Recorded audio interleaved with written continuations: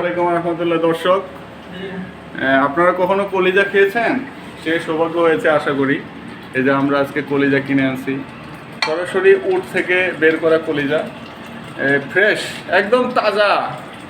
এই যে রান্না হচ্ছে এখন, এখানে দেখেন খুবই সুস্বাদু, এনে কাছে কাছে, হ্যাঁ অত্যন্ত সুস্বাদু। আর আপনারা দেখতে পাচ্ছেন রাশেদ ভাইয়ের এই দুই হাত, ভীষণ সারা টেস্টি। জীবন কিভাবে আমাদের আদর আপ্যায়ন করেছে। এই দুই হাত কোথায় তার এই দুই হাত পড়েনি।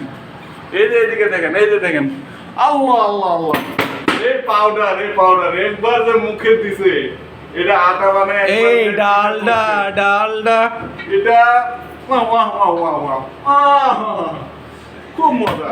এই রুটি যদি আজকে না এটা খায়, এখন রুটি বানানো হবে। এই রুটি যদি আজকে নূর ভাই না খায়, নির্ঘাত মরে যাবে। একদম এটা এখন রুটি বানানো হবে, তারপরে এটা খায় অত্যাধিক খায় মরে যাবে সব। সবাই মরে যাবে, তেলা পোকারা বেঁচে থাকে। পত্রিকায় হস্তির লোভ পেয়েছে, কিন্তু তেলাপোকা বেঁচে রয়েছে। দর্শক, পরিশেষে যেটা বলে, আপনাদের সবার দাওয়াত, রিপোর্টটা শেষ হলে, দর্শক আপনাদের সবার প্রতি আমার দয়া অনুরোধ, আপনারা এখন চলে আসেন দাওয়াত খাইতে। আমরা এখন রুটি বানাবো এবং সেই রুটি দিয়ে কলিজা ভুনা খাবো।